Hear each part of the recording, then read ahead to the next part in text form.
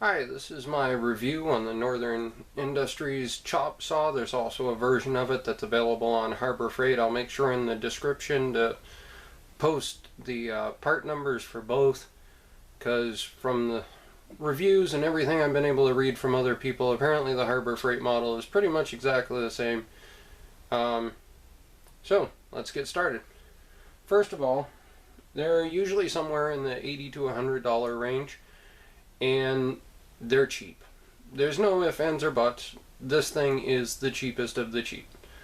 The base piece is made out of metal that a computer is made out of better metal than this thing is.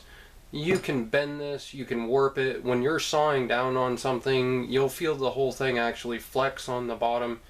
It's absolute junk. In fact, I'm actually debating buying some 1/4-inch steel and cutting this out with a set of torches and bolting it to that and using that instead. The base is just junk. They never should have even put it on. The other thing is your slide piece. This piece here is actually my second one.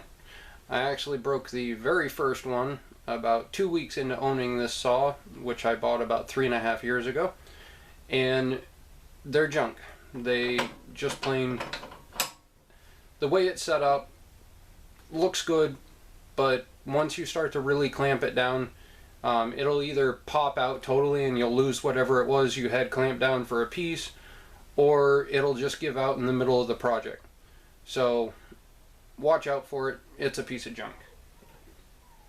The next thing is that the blade that comes with these when you get them is also junk. Go out, buy yourself immediately a high-grade blade, throw that thing away. My first one shattered, shot a piece across my workshop, and I thought for sure it was going to kill someone. I put on this high-grade blade, and I'm still using it 2.5 years later, and as you can tell from looking at the rest of my channel, I do a lot of welding. The other aspect about this is that it does not cut off what they said it would. Things that it will cut off. Things like exhaust pipe. Standard, low-grade exhaust pipe. 1/8-inch thick bed rails, things like that, just stupid welding side project pieces, will cut that off. Steel rod. Trick question item. Will it cut past 3/8? The answer, yes. But you have to flip it over. For some reason, once you get through 3/8, you can cut without flipping. But once you upgrade to a 1/2 inch, for some reason the saw just plain can't get past halfway, and you have to rotate it, reclamp it, and then cut it and hope you get the cut to line up. So what I've taken to doing when I'm cutting more than a 1/2 inch piece is I do the half cut, I flip it, I half cut it, and I make sure that I've measured it out to be about 1/8 of an inch too long, and then I grind it down on the sander, or I grind it down with the grinding wheel or something like that. So just something to keep in mind. Will cut 3/8 inch rod without any issue. 1/2 inch, you have to double cut. Stupid dumb pipe, things like this, no problem. Doesn't flinch, goes right through it. Except for, it won't cut it straight. This saw, the entire time I've owned it, has never ever cut straight. After reading multiple reviews on multiple websites, I have found out that it's a manufacturing commonality, and there's no adjustment on the saw to fix it. Everybody pretty much says it's a luck of the draw that you get one that's square. Keep that in mind. This is standard conduit, like what you run electrical with. A lot of guys use these saws for that. Cuts this perfectly fine. Getting into some actual welding project metal. This is regular 1/8 inch thick steel tubing. It will cut this, but it takes its dear sweet time. Now, what will it not cut that it says that it will? In fact, it even claims it on the packaging, or at least it did on the old ones.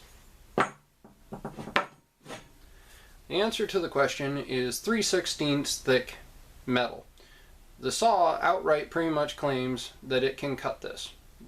The real reality is it can, if you kitty corner it so that a corner is going straight up, which is highly dangerous to have in the saw and not worth killing yourself over. Do not try to cut 3/16 thick steel in this saw. You will burn up blades, you will waste your time, and you will be pissed off for the rest of the day.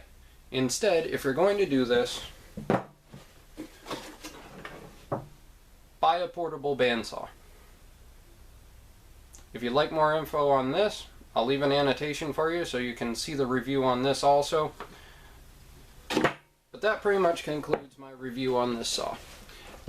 It's a really awesome saw when it comes to just nicking things off. You're doing things that don't really matter whether they're perfectly square, and you're just getting the job done. Things like exhaust, maybe building a basic bench, or cutting off something that you know you're going to have to grind down anyway, things like that. For a $100 bill, it does do that. As far as professional grade and things like that, let's face it, it's a cheap saw. It acts like one. Do yourself a favor, if you do purchase this saw, do not use the blade that comes with it. It's absolute junk and needs to go away. Buy a real blade. Would I buy the saw again? I probably would have bought the portable bandsaw first, but yes, I would have eventually bought this saw. It is worth having. Just I would have spent the money on the bandsaw first. Have a good day.